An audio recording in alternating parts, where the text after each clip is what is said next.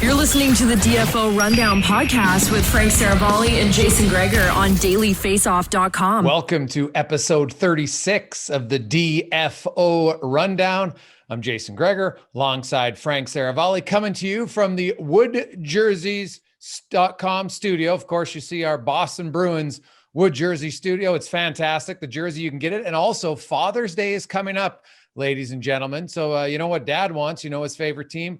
Go to woodjerseys.com. You can use the promo code DFO DAD15, DFO DAD15, and that will get you $15 off your order. So you want to do it now if it can arrive in time for Father's Day. It's from Wood Jerseys. Frank, how you doing? I'm doing pretty well. I'm been on a little bit of a golf bender the last couple weeks. Really? Oh, yeah. Look at you. Nice. Yeah. Nice. That's all right. How's the golf game? What are you shooting? Not well. 36 holes yesterday with the boys. We played the last 18 as a group of 8, which was really kind of fun. So we did it on a short par 3 course too, which was even more fun. Okay. Well, that's all right. Yeah. Fun. Hey, you know what? Golf to me is more about the fun than the score, unless you're like a legit golfer. It's all my vices, in one 4-hour setting, a little bit of booze, some gambling, and, outdoors. So all that wrapped up into one tidy 4-hour round. Nice. Well, the Colorado Avalanche will be joining you on the golf course as they are knocked out. What a segue. Ooh, there you go. Nice. Not my first rodeo. They win the first 2 games of the series. Then they lose 4 straight. And you brought up the greatest stat. I've been researching ever since you mentioned it. The curse of sweeping a series and then facing a team who took 7 games to win their series continues. It's 22 years since the last team to do it was the Dallas Stars when they swept the Oilers and then won in the next round. But since then, teams can't win. You don't want to sweep. That's why Montreal, guess what? They have a chance now against Vegas, Frank, because Vegas didn't need 7 games to beat Colorado. Unreal, isn't it? It's 0-7 now in the last 20 years? Yeah. 0-7. Team that's 0-6. 0-6. 0-6 in the last 22. Yeah. Okay. It's incredible. I'm still blown away a little bit by Colorado. I mean, look, if you had told me that they'd lose this series to the Vegas Golden Knights, I wouldn't be that shocked because they were tied in points in the regular season and the President's Trophy came down to the final day. But the way they lost, losing 4 straight, I did not see that coming.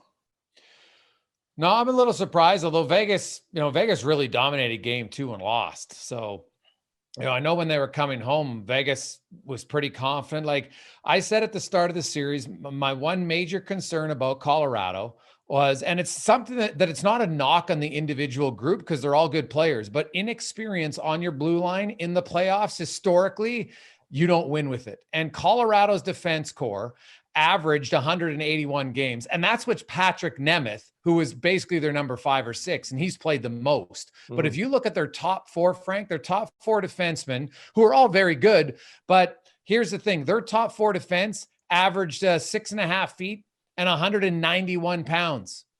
Montreal's top 4 is going to average 6'3.5" and 219 pounds. Like that, you got Petrie and you got Weber and you got Chariot and you got Edmondson. And it's just, I do believe in the playoffs, size on the blue line matters more than the regular season because the game's it's more of a small battle zone game. And I thought Girard got exposed in that series. I think on a cup winning team, he's in your 3rd pair.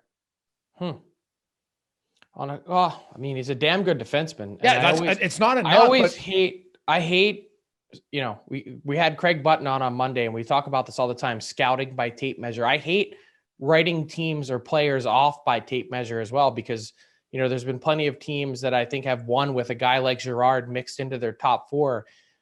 Maybe there's something to that in terms of the size. 30 pounds to me is really, what speaks more loudly to me when you size up those 2 teams than the actual 3-inch average difference. But to me, and maybe that's why, as I'm thinking about the series and how it played out with Vegas blowing Colorado's doors off at even strength, maybe that's a big part of it. Yeah, well, Frank, it's funny. I have a whole article that will be coming out that you can read. It should be ready by Monday. It goes back since 2010. It has all the Stanley Cup winners. And you know what?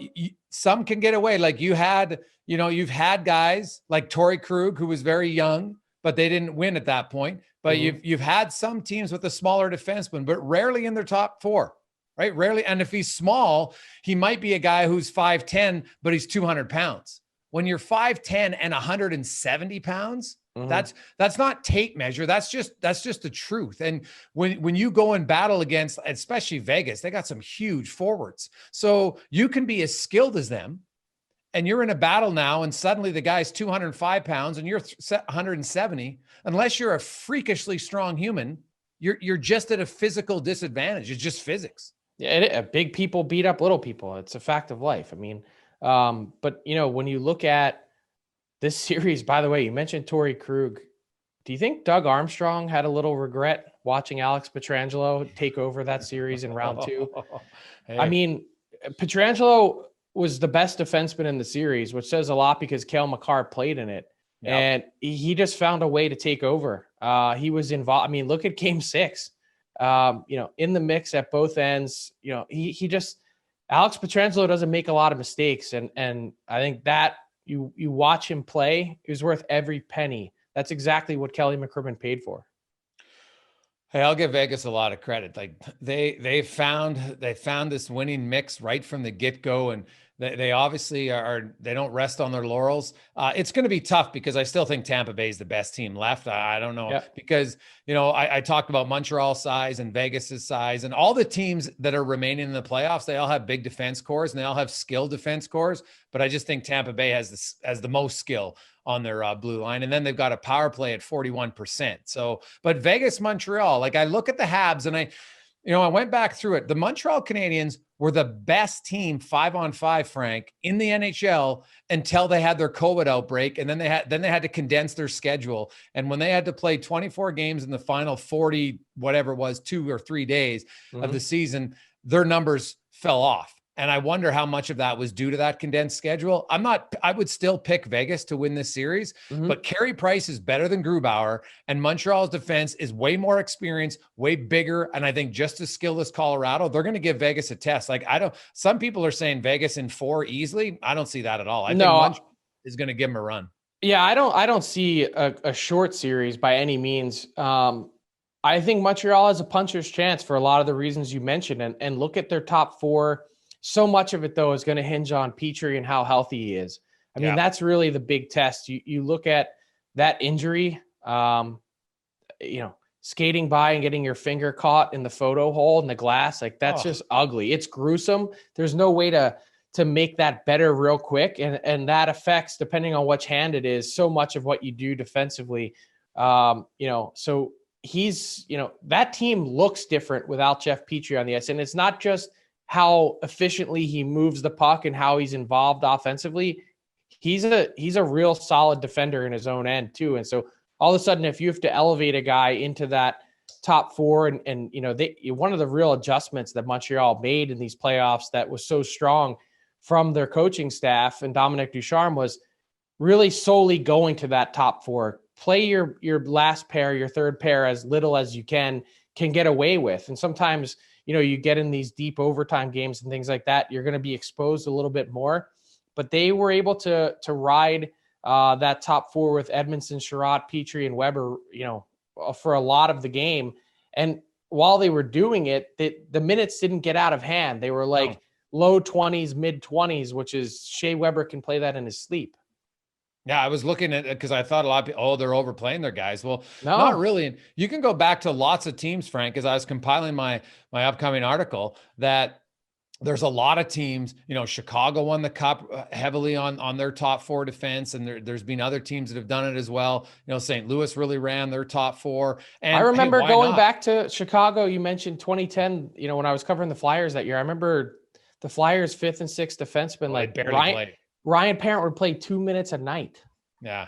Yeah, him and Lucas Krejcik. I was looking at them, and it was funny because I was looking at Philly when I was compiling this. And I said, man, if Philly might have had one other defenseman, you wonder if maybe that's the difference. But then if you would have played your fifth defenseman, even if he plays more minutes, is he as effective as Chris Pronger in his minutes? Probably not. So that's it shows you. And the thing is, going back to that, when they won in 2010, Duncan Keith and Brent Seabrook each had 400 regular season games under their belt before they won. And that's where I just believe, like, Jeff Petry's a prime example. You look at Jeff Petry now, and you look at Jeff Petry when he's 26, even at 25 and 26, he wasn't the player he is now. Not even close. Experience adds so much. And that's why, like, look at Cale Makar in a few years. Like, he's really good now. He's only going to get better. And same with Graves and Devin Taves. And I like what Colorado has. It's just, they really miss Eric Johnson. I think that's the injury that I talked about before the playoffs, and it sucks for teams at key times. That's a huge injury if he's back healthy. But I got to toss this one out to you, Frank. If I'm the Colorado Avalanche, I would strongly consider trading Girard, because I think he's going to get you some in return. Because get you something really good in return. He's a really well-regarded player. And they're going to lose a guy anyway in the expansion draft, right? They're going to lose someone. So you know what? Why not? They've got a lot of free agents. Yeah, but their defense, they probably got to protect 4 defensemen because they got so many good ones. Mm-hmm. Right. Now, let me ask you this. What'd you make of Jared Bednar, his adjustments throughout the series, and also the comments after game 3 still don't really sit right with me. Was that Jared Bednar being honest, or was that a little peek behind the curtain? That's a good question. Bednar, in my interactions with him, I've always felt like he's a pretty honest, straight up guy. Yeah. And, I don't know, like, and what a coach says publicly sometimes is all gamesmanship. Right. But that's what I'm asking. Was it when he said this game tonight was a waste of time, and then said, look at our top players against their top players. It's not even close. Like, is that an honest assessment? And is it fair? And if it is, what does he win by saying that? Like, to be that critical of your McKinnons, your Makars, that whole group, Landeskog's, Rantanen's, like, what do you gain by that? Yeah, it's a good question. I would think a coach knows his group and knows maybe when they need a button pushed. Right. And so, because I know that, people said, hey, some people said Colorado's depth has to go up, but the truth is usually that team is as deep as anyone. Yeah. And usually though, your team, like when McKinnon goes 3 games without a point, it's hard to win, right? He doesn't need to run all your offense, but if he doesn't get on the score sheet in 3 consecutive games, I'm like that. And that's going to be the same story. Like, how many games did Crosby go without a point? Did he ever go 3 in a row without a point? Like, I remember Jonathan Taves, the one year in Chicago, he had 1 goal in the first 20 playoff games, and they were a deep team. They had won in 2010, but then he scored twice in the Stanley Cup final. Right. But they had Patrick Kane, and they had Hossa, and they had lots of other guys. And so, the other thing is the Nazem Kadri. We said this before, man. Nazem Kadri. That was critical. If he's in that series, I'm not saying they automatically win, but maybe it's 7 games. Maybe that's a difference maker. And he's got to learn like that, man. If I'm Nathan McKinnon, and I love McKinnon's honesty. Hey, I've been in the league 9 years and I haven't won shit. Like, you know what? You're Nathan McKinnon. You're probably having hey, Kadri, you know what? You're not the only guy who can let their emotions get the best of them. You got to figure out how to control it. Yeah, and 100%. Look, he would have been eligible for Game 7. And you wonder if they get there, how different that would be.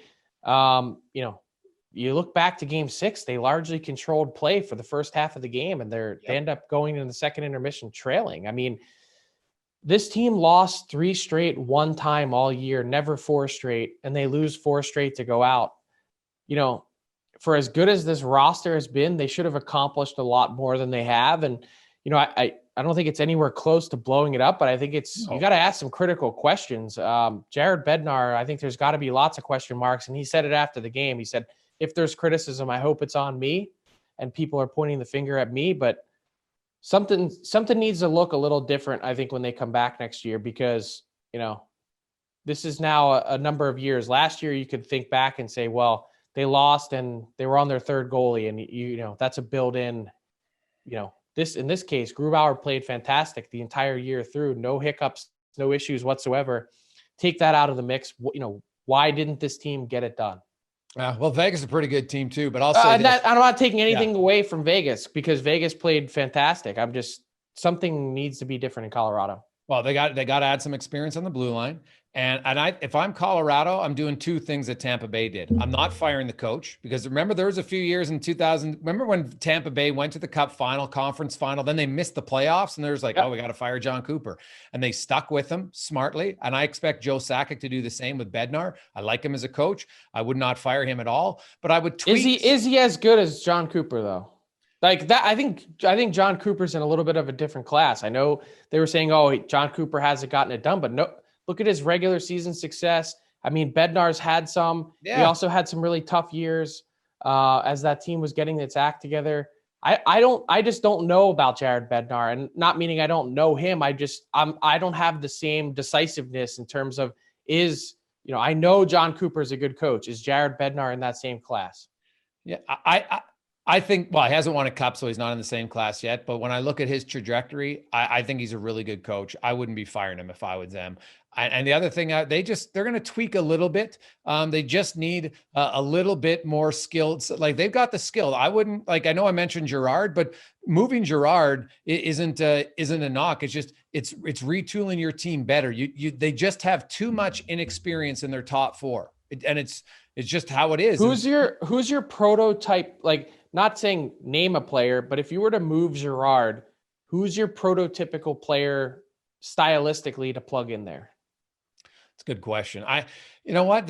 Obviously you want to have a guy who's got some skill. I'm not moving him for a tomato can, right? I'm not just a guy who's 6'2" and can't play, but because a lot of guys had size and so not play. Griffin Reinhart. Is that what you're saying? Yeah. I'm not pulling a Peter Chiarelli. I'll tell you that right now. Like come on now. But I look at, you're probably like Sam Girard is a very good puck mover, but to me, he's limited because he plays with a mini stick. Like, I'm sorry. The mini stick, because size and space is such a vital thing in the playoffs. And when you're 5'10" and other guys are 6'2" or 3, you just naturally cover up less space. But then you play with that mini stick. Well, now you even have less space around guys. And that just, you know what, Jason is a big size matters guy. Yeah, well, in the playoffs, Frank, hey, wait till you read the article. I know that it's not just size, it's skilled size, right? Because I'm not going to trade him and get some, no offense, like a guy like Zach Bogosian, who's a big guy who can move, but doesn't bring you a lot of skill, right? But look at Cernak, look at Sergachev, right? Those guys are 6'3", and they can skate. Is there a way to just fill out the needs that you're talking about without having to trade a guy like him? Like, couldn't you just... maybe you could put him in your third pair, and if Erik Johnson's healthy, then yes, because Erik Johnson and Graves and Taves and Makar in your top four. Well, you know what? There you go. And like I've said, if Sam Girard I think Sam Girard can really help your team in the right slot, 5-on-5, right? And plus, more experience will help him, right? Like Brian Rafalski was an excellent defender and won Stanley Cups as a small guy in your top four. It can happen, but when you have the lack of experience and the lack of size and weight. Because it's not just height, it's everything. It's strength. When you're 5'10" and you're 170, Frank, it's simple physics, man. Like, unless the guy is a freak of nature in the gym, he's just not as strong as guys who are 6'2" and 210 pounds. You're right. Yeah, so it's not a knock. And that's, Joe Sakic, he'll figure it out. I think he's been a really good general manager. And I think, Colorado I think they're on the trajectory of Tampa Bay. Like, look at how good Tampa was for many years before they won. And they had some devastating losses, right? Like this 4-game sweep to Columbus after a 128-point season. So if I'm Colorado, I'm not making massive moves, but I looked at their defense from 2015 when they lost in the Cup final. And then you look at their defense when they won in 2020, Frank, the only guy left over was Victor Hedman. I see a little bit more of Washington in them. President's Trophy here, can't get out of the second round, star player, McKinnon, Ovechkin.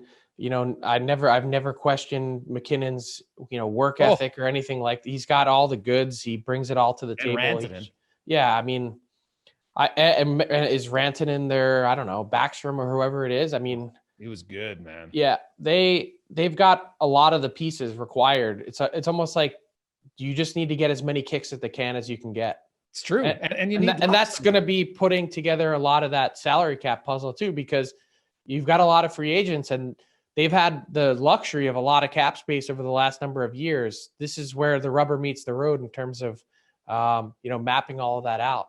Well, they still have 2 great years at a massive advantage because Nate McKinnon's only at $6.3 million for 2 more years. So I don't think salary cap will be it'll be a hindrance a little bit. They were right up against it this year. Yeah. And so, but that's an advantage because it allows you to build a good team. And so maybe they just need to put someone on LTIR and bring him back for game 1 of the playoffs like Tampa Bay did. So, we'll see how that goes, Frank. I was speaking of Tampa Bay. Brian Engblom is going to join us, longtime NHL analyst, of course, a multiple Stanley Cup winner with the Montreal Canadiens under Scotty Bowman for many years. So we'll talk to Brian about his NHL career as well as the playoffs. But quickly, give me your thoughts on the New York Islanders.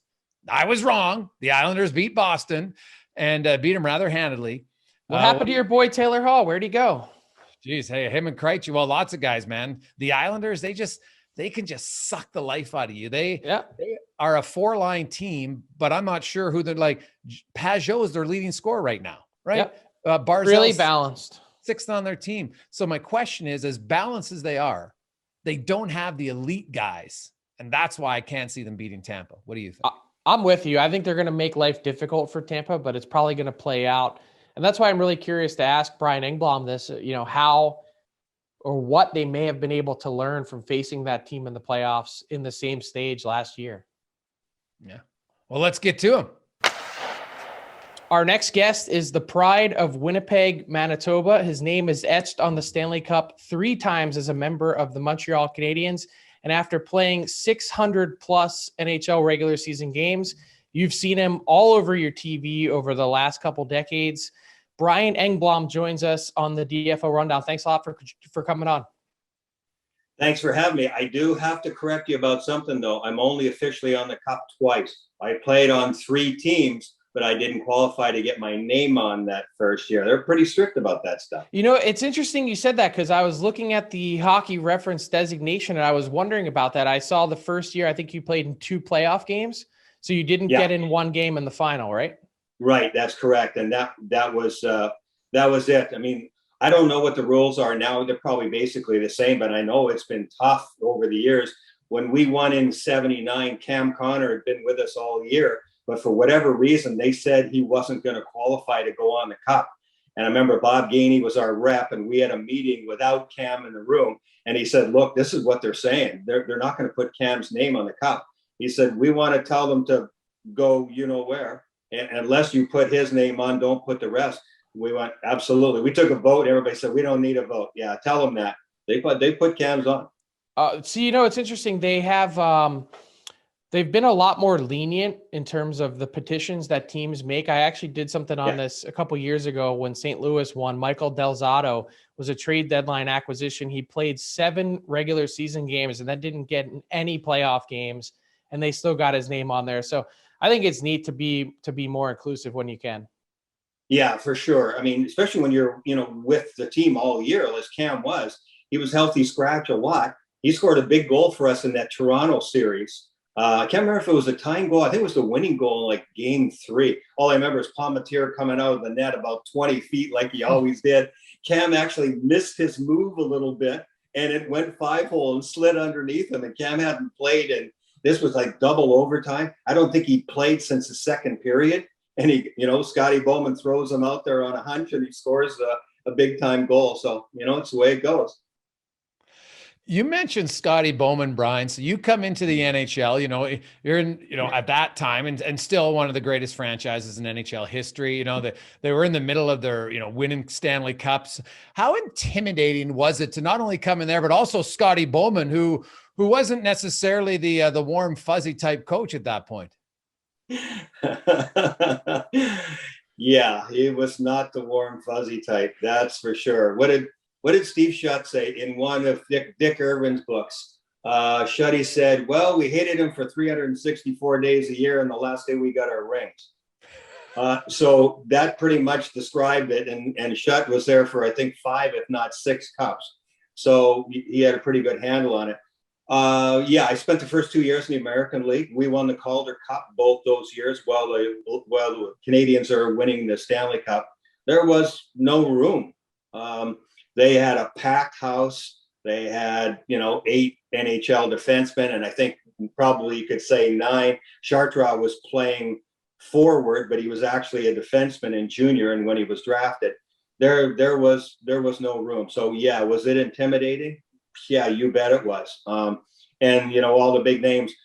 There are 10 guys in the Hall of Fame plus Bowman. So that pretty much tells you it's kind of a tough nut to crack there. And Scotty had no intention of being anybody's friend. That's for sure. I'm sure he would tell you the same thing. Brilliant mind. He knew what everybody was doing, not only on our team, but on the other team. He knew what the Zamboni driver was doing. He knew everything was happening in the forum. Pretty amazing stuff. So he was excellent at, at all the line matchups and all that kind of stuff as well too. But it was not fun. We use that expression in the playoffs.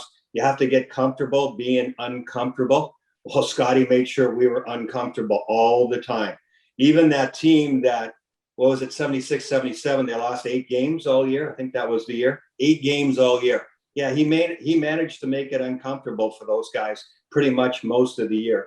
And that's a big reason why when things get tough in the playoffs after a year like that, they still won. It's very interesting that the psychology factor, and maybe sometimes, with so much analytics, which I think are information that helps us, that you kind of overlook the psychology of it, Brian. And so you come in there, you play 2 games, but you kind of got to watch and observe.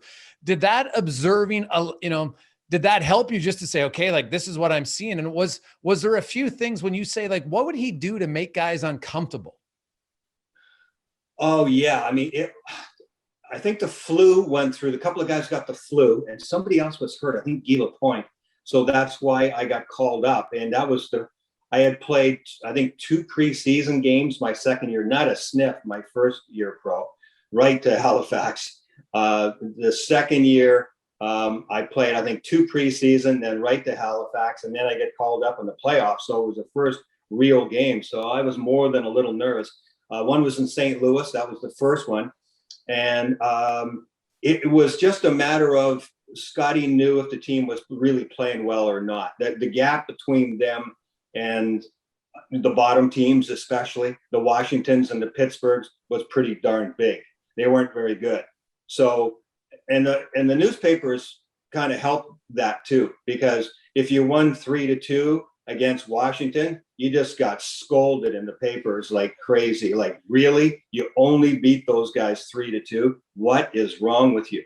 And in those days, it was all about winning the cup. Making the playoffs? Are you kidding? That wasn't even talked about. You had to win the cup. That's what those guys were up against. So they were used to the pressure. Scotty was used to the pressure, and he knew when to back off, certainly. But he also knew, I remember the one year, the years all run together after a while, but there was a long gap in between series, and might even have been a bye. You used to get a bye, I think, if you were first overall. But at any rate, there was like 8 or 9 days before the next series. And we scrimmaged a lot back in the day. And guys are getting really antsy, right? And of course, he's cracking the whip and yelling and screaming if things aren't done right. And I remember there was a fight. It was Pete Mahovlich and Mario Tremblay got into it. And Scotty let it go just long enough before somebody got hurt. And that was kind of like, okay, good. We're on edge here. Let's go. I was just thinking of, as you're telling these stories, obviously so many things have changed. And I wanted to ask you about, that psychology still being a really big part of it. And I think Jon Cooper is sort of the perfect, in your job with Bally Sports as an analyst, seeing the Lightning up close so often, you're seeing that firsthand at how he's really able to push. He's not really pushing buttons, Jon Cooper, but he's found a way. He finds what makes everyone tick. And that's such an important part of a team, but he's also made it a real family atmosphere, I think, in watching that group in Tampa. Is he sort of the model modern day coach in terms of how you handle that psychology part of it? Well, I think so. I think his record speaks for itself. He's won at every level that he's been at. North American Junior League, he won the Calder Cup in the American League. Now he's won the cup at the NHL. That's a lot of experience. He knows his players really well, and that's always the secret. He knows what makes them tick. Coaching, I think, certainly has changed. You can't yell and scream at guys like coaches did on a regular basis, 30 years ago. That's changed. The players won't put up with that. So you have to communicate. Doesn't mean they don't get yelled at sometimes. Oh, hell yeah. And I think that won't change. I mean, top shelf athletes, they want instruction, and they want accountability from themselves and certainly from their teammates. And if they see somebody else getting it, then they have to expect it when it's coming at them. So I think Cooper certainly is the modern day coach in that respect, because he knows how to talk to them. It's a different process, and the process is way more complicated now, way more. The systems, the way they practice, the drills that they have to follow. You have to do this, then this, then this, then this. And if you don't do it right, you blow the whistle, and that's when they start yelling at the group, right? Before we've said, some of us, I play golf with Steve Shutt and Larry Robinson and Lemaire and some of those guys every once in a while. They're all down in Sarasota, not too far away. And so we laugh sometimes saying that, some guys from our era for sure, and maybe on our own team, would have trouble playing now just because trying to follow the system, systems weren't that complicated. We had certain rules about, getting the puck in deep, which doesn't change now. If you got a 1-0 lead and there's 5-10 minutes to go, whatever, don't start taking chances. You get the puck deep, you know how to shut it down. That part's never changed. And I think that that's still the hardest lesson to learn for every team to becoming a winning team, is how do you shut it down when you have the lead? How much is too much offense? How much is too much sitting back? It doesn't mean just because you're shutting it down that you're sitting back waiting for them to overrun you and you hope like hell that you got an answer. There's a system and there's a way to do it. And those teams were really good at it. Look at the Islanders. The Islanders were one of the great teams of all time. 19 straight playoff victories. Unreal. Going to the finals as well as 4 cups in a row. That is incredible. That core group knew how to win. End of story. That's pretty amazing stuff. Well, and this year's core Islander team, as different as they are, they know how to win. They've played their system and executed, speaking of system, as well as any team in the league. To me, Brian, this is where the playoffs get really interesting. Not to say that the first 2 rounds weren't, but it's all been in interdivision. That's all these teams have seen all season long. And now you finally get to size yourself up. Can anything, given the fact that these 2 teams are meeting in round 3 for the second year in a row in less than a calendar year, do you think anything can be gleaned from that? Or do you think that, there's going to be a feeling out process here to start? I'm a big believer in feel. Like I still look at the game that way. I always wanted to know what does it feel like to play against those guys. So in the first 2, I was thinking about this before the playoffs started. The first 2 rounds were going to be really tough because there are no secrets. I mean, they knew what Barkov and Huberdeau felt like and what their power play felt like and vice versa. The kicker, though, was they didn't have a feel for Kucherov because Kuch hadn't played all year. And Kuch really burned them, especially on the power play in the first couple of games. Then they got a handle on it and they did a better job against the power play. But you get a big leg up when you win those first couple of games and you really start flowing, right? So I think in the Carolina series, same thing. They played each other 8 times. Some of the players even said, I think it was game 2, the word leaked out after, even some of the players said, this is kind of boring. I mean, it was a chess match in the first 2 games. I think the Lightning, to me, the way I watched the rest of the series, 3, 4, 5, 6, was they amped up the physical play. Carolina's not an in-your-face team. They're not a run-you-over, punch-you-in-the-mouth kind of team. They're, logistics, speed, really well coached, but that emotional level, the Lightning, I think, manufactured more and dragged them into some stuff because I think it made them go. You have to know what makes you go. And I think that was a level that the Lightning didn't have 2 years ago and 3 years ago and maybe even 4 years ago. And one of the biggest differences that they did win last year is their makeup changed, and they were good at that. I go back to the Washington loss, not the Columbus one, the Washington one, where they got pushed around and they knew it. And it took them a while to get the team together to a different level. They weren't going to get pushed around again. Brian, you were in a unique position because you won right away, right? Like you come in your first 2 games, you win, then you win in year 2 and year 3. And so you kind of learn what it takes to win. So I don't know if it was it even more frustrating after that because of it. Whereas the Tampa Bay team, now that you're the analyst on, like they went to the Cup final in 15, they lost in the conference final twice. Then of course the Columbus, like they endured a very different path, and then they figured it out. And the Goudreaus and the Maroons and the Colemans seem to gel with their high end skill guys. So you look at them, and I agree with you watching that game that they just decided, we're just going to start to be more physical. And Carolina couldn't match that. New York seems to have a little bit more, especially with their Martin Cizikas line and, Mayfield, like they've got some more, but the power play you talked about, like it's 41%. Like it's stupid to be that good in the postseason. How can the Islanders slow them down? And you were a guy who played on the penalty kill. So how would you try to slow Tampa's power play down? How can you do it as a penalty killer? I'm glad you said that, because I use that term all the time. Stupid good. It is. It's the best way to describe what it just goes beyond everything else. Again, you have to have a feel for it. Let me go back to the Carolina series. Their power kill, which became their mantra, and the way they played. Everybody was like, "Wow, watch these guys kill penalties."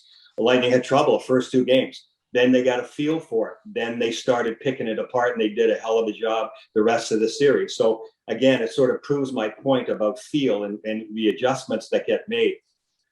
Yeah, it's really about picking your poison. For me, if I picked my poison, I would take away the 2 sides. Stammer's shot, which obviously is one of the best in the league. He and Ovechkin are the best at it. But Kucherov, everything goes through Kucherov, always. So the more you jump him more quickly and then take your chances with other guys, and that's saying a lot, because you got Brayden Point in the middle, you got Clorin at the net, you got Stammer, and then you got Victor Hedman. But they always want to go through Kuch. So if it was me, I would be shading over there and running him and really get him upset, because he has a temper. And if you get his temper going, he's proven that in the past. In the Columbus series, he got kicked out, remember? Retaliation penalty. But I think you have to smother him as much as possible and make, like, Stammer handles the puck well for sure, but he's the shooter. So you reverse that, right? Make him handle the puck a little bit more, take his shot away. It's hard to orchestrate all these things. I get it, because then they get it to the top to Victor Hedman, and he walks right down the middle. And he scored 4 goals, I believe, against the Islanders last year. I think what's going to happen against the Islanders is the Lightning are going to have to match their intensity, because this is going to be a revenge series. I don't care what they say. I mean, if it was me, I'm going, I want revenge. They have 6 new players that I counted out. 6 is a pretty big difference. The Lightning only have 2 that weren't there last year, Savard and Colton. But 6 guys is a lot. And one of them, look at Pajot. Pajot's been awesome. He's got 13 points. He's leading the team. And you got Palmieri and on and on. So you can't look at it as this is the same team. And no, they haven't seen each other all year. And one of the things I've been thinking about before the playoffs even started is, yes, the first 2 rounds are going to be hell because you played 8 times and there's no secrets.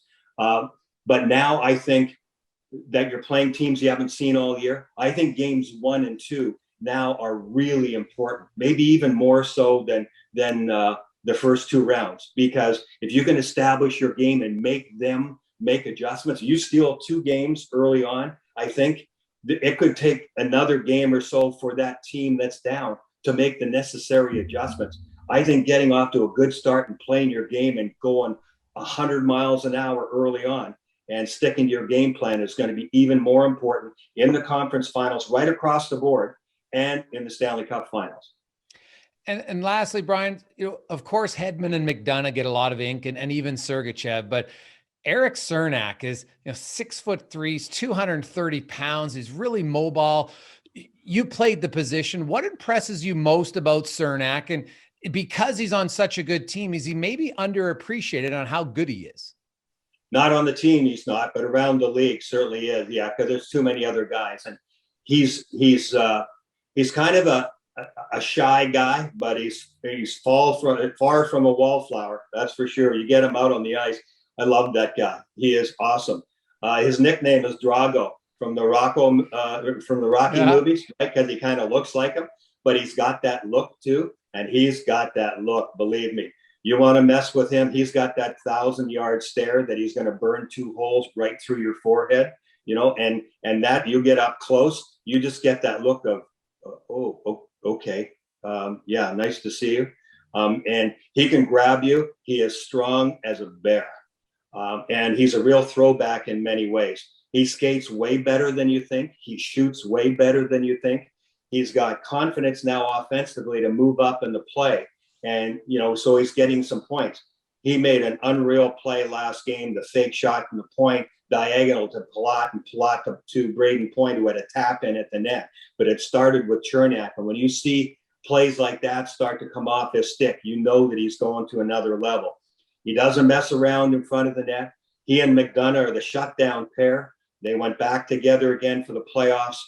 He stands up at the blue line, punishes you along the wall and in front of the net, and he'll block 100-mile-an-hour shot from Ovechkin time and time again. Not once, 5 times if he has to. Yeah, I'm glad we're giving Chernak his props because you're right. You talk to the Lightning players, they rave about this guy. But I wanted to ask you, Brian, about David Savard. What's your assessment of how he's played in Tampa? I think he's done pretty well. He's gotten better. I think it's been a process. It's been difficult. He has played with all 3 of the top left side guys. Started off with Hedman. When he first came, their very first game, that was a disaster. That was one of the worst games of the year for the entire Lightning team in Nashville. And Hedman had his worst game of the year. He got caught up the ice 5 times, I'll bet, and just hung out Savard to dry. I think there were at least 2 2-on-1s, maybe 3 2-on-1s for Savard. A couple other 3-on-2s where the other guy he was with was a forward because Hetty was still trying to get back. It was just one of those nights. So it was like, wow, welcome to the team sort of thing. He must have been thinking, what's going on? So they switched him to McDonough. Hedman's difficult to play with. I think he's the best overall defenseman in the game. But you let him roam and you let him do what he can because he can, right? He's a great skater. It was an off night. So they put him with McDonough, who's a classic guy. Skate forwards, up the ice, skate backwards, back, receiving the rush. Classic style. Savard's classic style. So they played together a lot. That settled him down. But I think he still had trouble getting used to the way the Lightning play, the tempo that they play with, their breakouts, how they move the puck. Very different. Then I think what happened was when they went into the playoffs, they moved him off of McDonough because they knew that they were going to match up against Barkov. And you don't give Barkov the blue line. You give his line the blue line, you are in trouble already. Savard, the way they played in Columbus, he doesn't hold the blue line. I started thinking about that. I never asked the coaches, and I don't think they would have said it anyway. My observation was they moved him off that matchup and put Chernak back with McDonough because they hold the blue line. They start at the red line. They shut you down at the red line, then at their own blue line. They don't let you in easy. And I think that was part of the criteria. Savard's used to backing in and getting support in the middle the way they played in Columbus. Keep it to the outside. Lightning didn't want to do that, especially against that line. So I think Savard sort of slowly played his way to the third pairing, which is not a slouch playing with Sergachev, but it allowed him to play a little more his way and not be involved in that matchup as much. And I think slowly but surely he's gotten better. He does block shots, good penalty killer, good in the corners, et cetera, et cetera. I think there's still room. I don't think he's as comfortable as he was ever in Columbus, but that takes a while. It's hard to be traded at the trade deadline and fit in, especially on defense. Yeah, we've seen that a lot. You get a trade deadline acquisition that comes in and can never really get comfortable, always thinking about, what's next, trying to play for that next contract. And sometimes that's hard to have that all work out in short order. Last one for me, and we'll play a little rapid fire. Nikita Kucherov, maybe a dumb question, top 5 player in the world for me, but did you see him coming in and making the immediate impact that he has in these playoffs? This year? Yeah, Yes. It didn't surprise. I can honestly say it didn't surprise me at all. Before he played his first game, our local people here are asking me all the time in interviews. I said, don't give it a second thought. He's maniacal about his game. He has one of those plastic sheets of ice and an NHL net in his garage. And I have visions of him at 3 a.m. when he can't sleep out there shooting pucks. And I'll bet you he was doing that as soon as he was able to, in his recovery. He thinks the game at that level, all the cliches you want. He is amazing to watch. He's got unreal skills. He goes into a trance. I watch him virtually every warm-up. He gets over on that right wing faceoff circle where he lives on the power play, takes 8 or 9 pucks, and he sort of has the same dance. He's barely moving, but he's moving his shoulders and he slings it at the net. Sometimes he's looking in the middle. He goes through all these things that he knows are going to happen in the game. Huge visualization guy, you can tell. Gets on the bench and pulls the tablet out with Braden Point virtually every shift for the last 3 years. I talked to Braden a little while ago and I said, how much has he changed your game? He said, unreal. He said, I just listened to him and he points to things and you go here, this is what they did. He has that kind of mind like Tom Brady reading a defense, only he's on the move, right? And trying to orchestrate. That's the difference in hockey. Brady's back in the pocket, but he's on the move.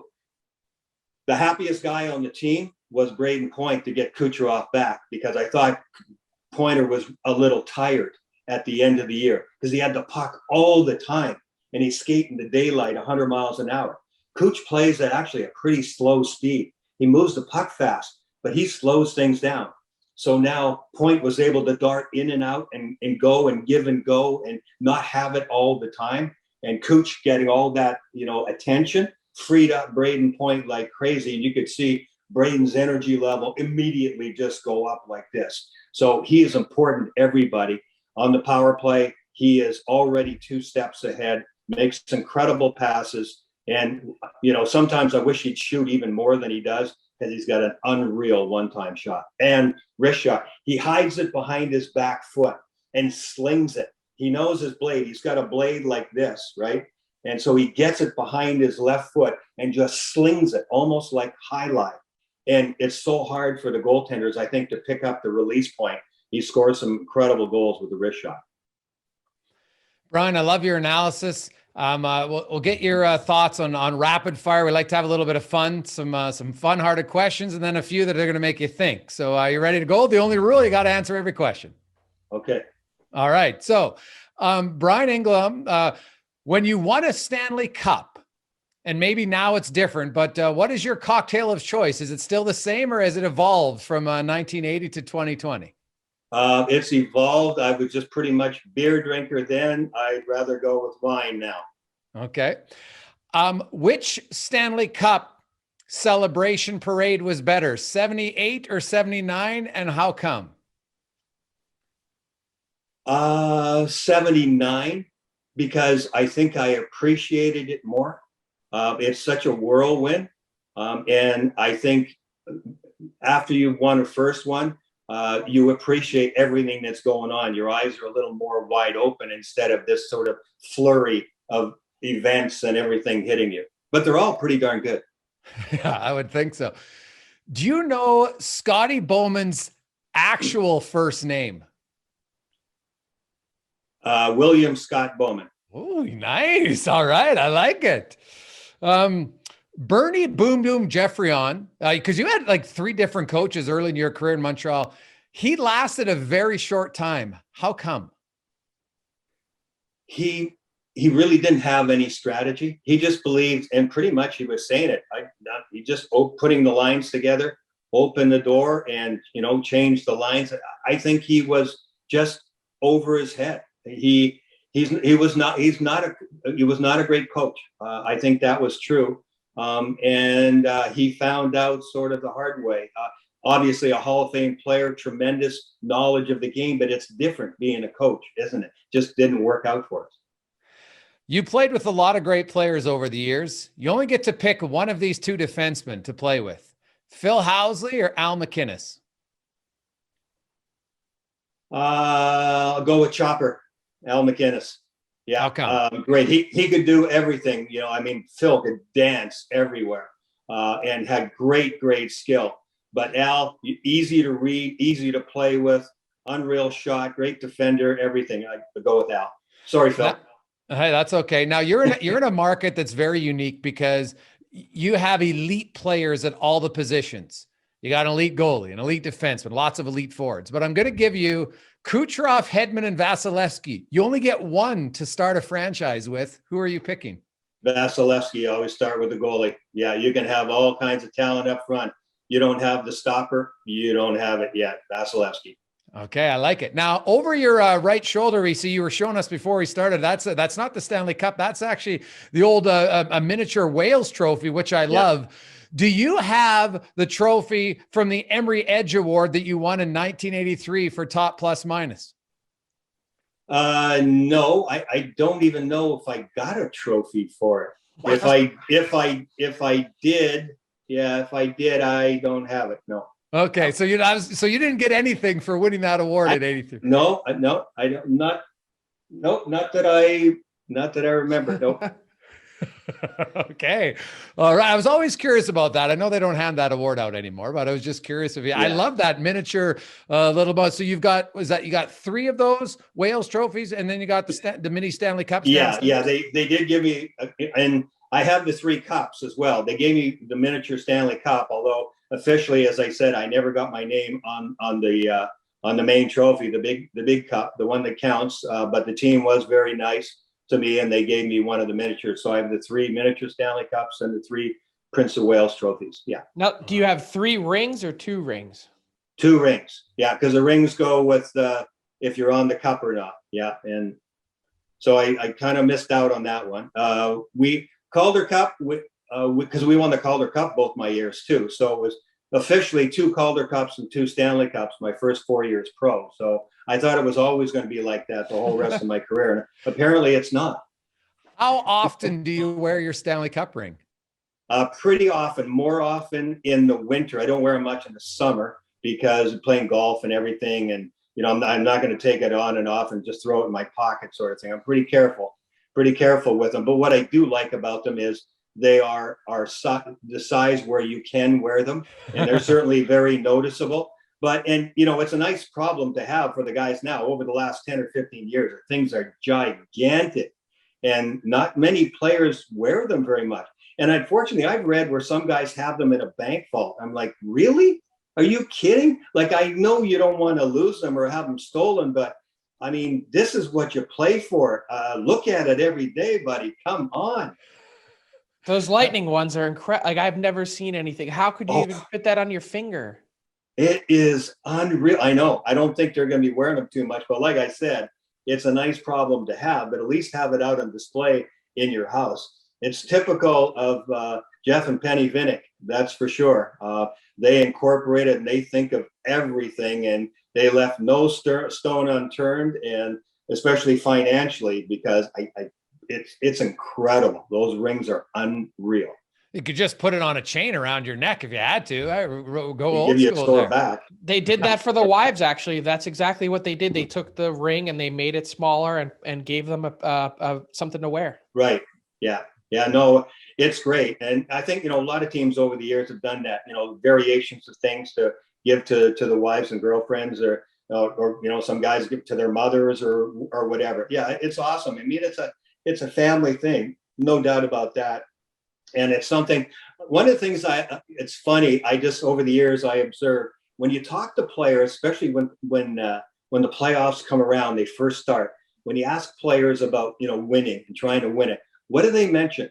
Do they say, I want to win a ring, or I want my name on the cup? Which one do they say first? I kind of find that interesting. I don't know. Over the years, I think I hear more guys say, I want a ring. But it's just sort of one of those things. I kind of keep track in my head mentally of what a guy says first. What's the most important thing to him? Well, yeah, the ring you get in your house, you can see it all the time, right? Name exactly. On the cup is great if you go to the Hall of Fame. I agree. Yeah, exactly. But the cup is forever, though. You could lose a ring. Yeah, no, that's true too, and that's why I find it interesting. Like what goes through a guy's mind first? But I think most of the time, guys say ring then. Well, Brian, this has been great. We really appreciate it. I know you're obviously picking Tampa to come out of, I guess it is technically the East because they're representing the Prince of Wales, but Vegas and your original Montreal Canadiens. Are you pulling out your old Habs jersey for that series or what? Well, I guess I still can for one more series, right? In case if they end up against them in the Stanley Cup Finals, yeah, that'll be interesting, and I'm sure I'll be getting a lot of phone calls about that one. But we can't put the cart before the horse here. Good for them. Terrific that they did what they did to Toronto, and that rivalry between Toronto and Montreal. It's just never going to die, right? The two cities and of course the two franchises. So good for them. Really surprising for sure. Was I surprised? Yeah. Did I think Toronto was going to win? Yeah. Did I think Winnipeg was going to win? Yeah, I did.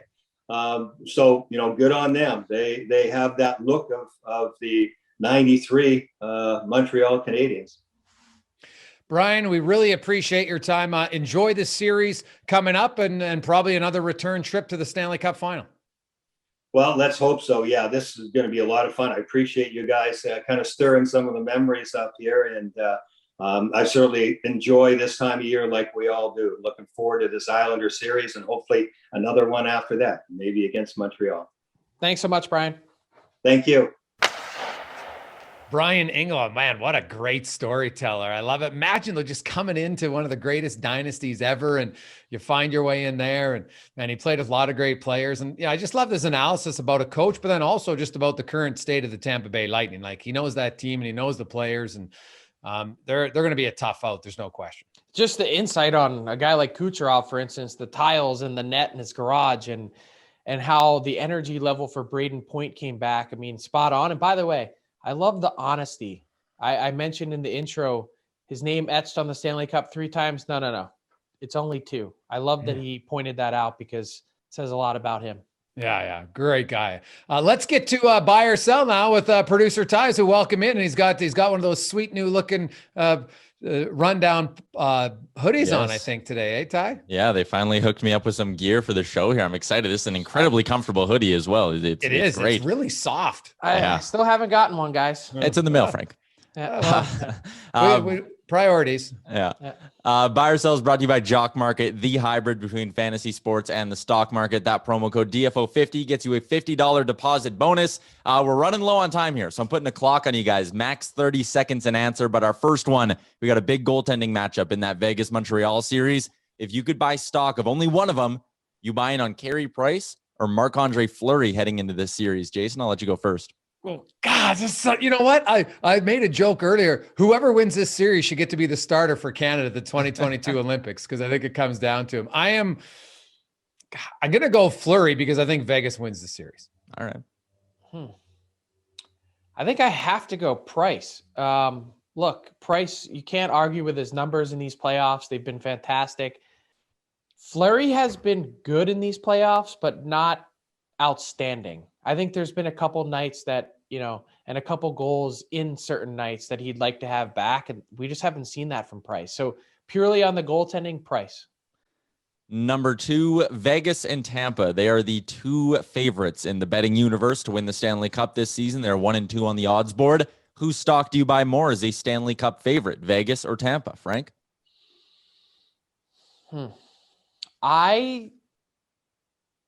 I'm going to buy Vegas because I think the odds are going to be a little better. If I'm placing a wager, it would be on Vegas.